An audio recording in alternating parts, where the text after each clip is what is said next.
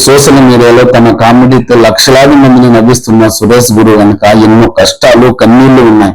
2014లో degree పూర్తి చేసిన సురేష్ గురుకు ఎలాగైనా పోలీస్ ఆఫీసర్ ఎస్ఐ అవ్వాలన్నదే పెద్ద కళ. కోచింగ్ కోసం డబ్బులు లేక ఒక రెస్టారెంట్ లో వెయిటర్ గా పనిచేసి ఆ సంపదతో హైదరాబాద్ వెళ్లారు.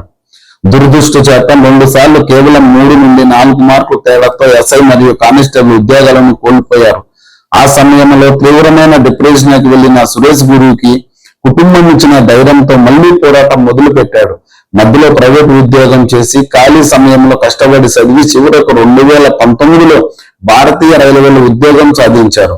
ఉద్యోగం వచ్చాక తనలోని కళాకారుని నిద్రలేపి సురేష్ గురు కామెడీ ఛానల్ ద్వారా జీవితంలోని ఆశయాన్ని వెలుగుదీస్తూ నేడు ఒక సక్సెస్ఫుల్ కంటెంట్ క్రియేటర్ గా ఎదిగారు. ఊరి పట్ల బాధ్యత, సేవా కార్యక్రమాలు. సురేష్ గురు ప్రత్యేకత ఏమిటంటే తనకు వచ్చిన ఆదాయం ఎక్కువ భాగం తన సొంత ఊరి అభివృద్ధికి మరియు ప్రజల సాయం చేయాలని ఖర్చు చేశారు. గ్రామాలలో ప్లాస్టిక్ సేకరించి ఇచ్చిన వారికి కుక్కర్లు, వాషింగ్ మిషన్లు వంటి బహుమతులు ఇవ్వడం, తన ఊర్లోని ప్రతి ఇంటికి జామ చెట్లు వంటి మొక్కలను పంపిణీ చేయడం, రక్తదాన శిబిరం ఏర్పాటు చేయడం, ఎలిమెంట్లు పంపిణీ వంటి పనులు చేసి తన సంపదను సమాజానికి ఉపయోగపెడుతున్నాడు సురేష్ గురు.